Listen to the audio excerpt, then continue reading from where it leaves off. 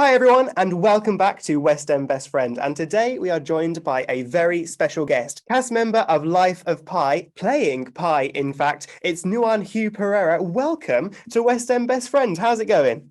Thank you very much. Going good. Thank you. Nice to meet you, Callum. And I'm really excited to talk about Life of Pi with you. I'm really excited to talk about it as well. One of my favourite shows of the past year. It's doing so well on the West End, and you're currently settling in to playing the lead role. How are you finding it? Yeah, it's very exciting. I've played the role as the alternate for the last year, so I've had a bit of practice to discover a lot about the role and the show and how to tell the story to the people. And now I'm just doing it a lot more than I used to. And with a new company, they're brighter, they're bigger, new things. So it's very, very exciting and very honored and privileged, and what an opportunity to play this role. Yeah, so I'm very excited. It's a very special role and a very huge role in the show. You don't leave the stage really, do you, at all? No, you don't leave the stage. So, but when you start, you just go, okay, this is it. Yeah. You just go in, and then until the end, you're just focused. You gotta ride the waves. ride the waves. Just gotta ride the waves till the end. I'm used to it now, but I remember the first show I did. Before I started, I was shaking, knowing that I can't come off, or I'll be on for the whole show. But yeah, it's a big role, absolutely. So for those of people who haven't seen Life of Pi or read the book or seen the film or seen any of the iterations of this story, could you catch us up? What is Life of Pi? What is the show? I don't think you can just explain it in one go, because Life of Pi is about a lot of things. The easiest way to describe the show is that it's packed with humanity. It's like different people relate to the show in different ways. Some might think it's about refugees. Some might think about lockdown. Some might think about family and love. And there's so much in there that I feel like it's such a universal story. There's no one in this world that can't relate to it. In terms of a whole through line for the show, I think it's about love. It's about loss. It's about being lost and being isolated, but having something to believe in to get you through that struggle, and then surviving to the end. And it's about having that faith and believing in courage and overcoming that. That's what it is for me. Yeah, no, I totally agree. And I love that you're saying that no matter who you are, everyone can relate to the story. And yet everyone knows that central image of the boy and the tiger and the lifeboat. I don't think anyone's been in that situation, but yet everyone can still relate to it, can't they? Absolutely. I mean, there's a pie and a tiger in all of us. That's all that it is. Yeah. And everything that happens to him, like I said, it's so relatable. There's people always ask these questions like, is it about refugees? Is it about COVID? Is it about lockdown? Is it about family loss, isolation, all these things? And then you just say, well, it's all of them. Yeah, It's all it really is. It's really about humanity and how we live and what we go through and how we overcome things by believing in something. Yeah, no, I really like that. It's about humanity. That really does capture the essence of the show. And it was one of my favorite shows of the last season, and because it makes the most of its form in that it's a truly theatrical show. It's got puppets, it's got projection. The audience are filling in gaps in their head wonderfully. So could you speak to your experiences on working on such a theatrical show where there's so much going on the stage? Yeah, I mean, it certainly takes a while to get used to. Right. Because there's so much detail. Everything the word I use, it's meticulous. Like I can't sometimes even say a word wrong or a line wrong. If I swap it or say it in a different place, so many other people have to pick it up. Yeah. Like in terms of people calling the show, the light, sound, automation, everything is synced in. And there's one certain part of the show which is terribly difficult. If we are not in sync, perfectly, the effect is lost. Right. So in terms of learning the show, like to get it into your bones, it takes, I'd say it takes months, because it's so detailed. Yeah. So detailed in terms, like even the puppetry, the puppeteers, what they embody themselves as these animals and how they work together as one, you know, three people operating one puppet, you know, they have to be one. Yeah. And then for that puppet to come to life, it's not just them doing the work, it's us believing it's the puppet as well. Yeah. So that one element of it, and then all these effects and lights and everything is so precise. Yeah. So it's very difficult. It's very difficult, but also so exciting to be like, yes, we've nailed it. And it all comes together to create some fantastic effects, especially as we mentioned, the tiger. Now you're playing alongside three people that are playing one tiger on stage. Now, having seen it, it's fantastic. It's so believable. But I want to know what it's like from your perspective as an actor. You've got to pretend that there is the actual tiger there. It's so funny because I don't even see the puppeteers.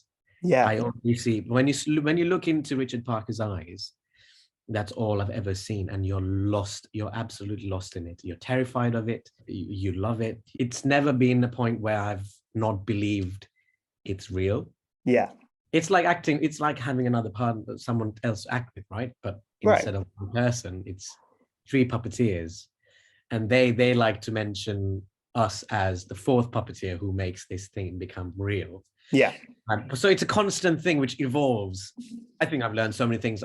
It's hard to describe in one go, but it's just a thing that evolves. But I've never ever had any trouble believing it's a real tiger because it's real.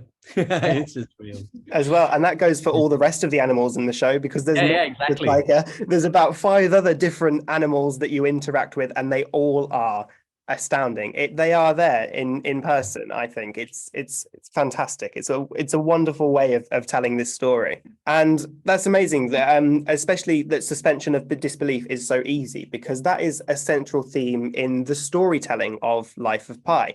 You as a character, you give 2 separate explanations for your days at sea. And now I would love to talk about how you kind of navigate that, because the show is left open to interpretation. Anyone can believe what they would like to believe in the audience. But you as an actor, how are you going about navigating these 2 different elements to your story? What's going on inside your head? I'd love to know. I'm fascinated. This is always the question, right? Everyone asks you, which story do you believe in? Because that is the question at the end of the show as well. Jan Martel says that it's the animal story. So he says when Lolita, who wrote the play, she asked, which story do you believe in? He said, oh, it's the animal story. That's the true story. Yeah. But as an actor, and I tried to make different choices as I grow in this role to make sure that, you know, I can deliver it still as fresh to every audience which comes to see the show. So there has been a point where I believed that the animal story is real. There's been a time where I believed the human story is real. And there's also been a time when I've been like, I don't know which one it is. So I myself am asking the question after I deliver these 2 stories, which one is, which one has the better story? But when I'm in the play and I'm telling whatever is happening, I believe every single word of it. Otherwise, there is there is no way of, you know, telling the story. But it's really hard to answer that question. But I believe I've believed both, and I think sometimes I'm not sure at the end. I mean, it comes down to Pi being such a curious character. His name is Pi. He's infinity. I feel like humanity should be the same. We all have these lovely, lovely bits in the world where sometimes we just don't come together and share, or, you know, share ideas. It's the extreme of just like condemning one type of people or one type of religion. We should always be asking questions, and just, if we don't know the answer, just like, what's the word? Douse ourselves with, like, you know, the grow with that. Grow with the mystery and be more curious so that we can connect with each other more. we'll always have answers. That's just the beauty of being human. There Yeah. are loads of mysteries, and that's There's- what it is. yeah. It's just having to be curious and keep looking, keep finding new things, keep discovering, keep evolving. Yeah. But never stop questioning. Yeah, of course. And there's sometimes more magic in the unexplained, isn't there? Exactly. See, this is the thing. Whenever someone does a magic trick or some sort of trick, I never want to know. I'm like, don't ever tell me. Some people Yeah. were like, tell me how you did it. Tell me how. I don't want to know. It's just more. There's more beauty in it, more excitement in it. And just like, yeah, it's magic. It's magic. It's something you believe in. It is. And speaking as an audience member, it is magical. You come out of the auditorium thinking, which is real and which do you choose to believe? And it leads you to ask yourself these questions of kind of what sort of person you are. And that's a really profound message for a show on the West End, isn't it? Absolutely. Yeah, exactly. I had two friends come to watch the show, and we had a drink afterwards, and all they did was argue about this question, because one person believed the animal story, the other person believed the other story, the second story. And it was just amazing to watch. I just didn't say anything. And Yeah. that must happen to everyone. So you're just kind of making notes on what to do next show. Yeah. But it's so nice to hear, right? What other people think. And like, yeah, and absolutely you can get that into you and try and put that in and share it with everyone in the company. It's that's why this show is great, because it just keeps evolving no matter what. It just gets bigger and bigger, and you find loads of colors. And it's like pie, it's infinity. It's literally infinity. Fantastic. It's a wonderful show, and it definitely leaves it open-ended. And I recommend to any audiences that want to see the show, definitely do. You've got until January the 8th, I believe. 15th. January 15th, an extra week. You've got until January 15th to catch this show. So make sure you don't miss out. Thank you so much for taking the time to come and chat to us here at West End Best Friend. It's such a special show. Again, audiences, make sure you see the show before it closes. Hopefully it has a future beyond the January 15th. I would hate to lose this show forever. Nuwan, before you go though, I do have to ask you one more question, and it's a question I ask every guest we have here on West End Best Friend.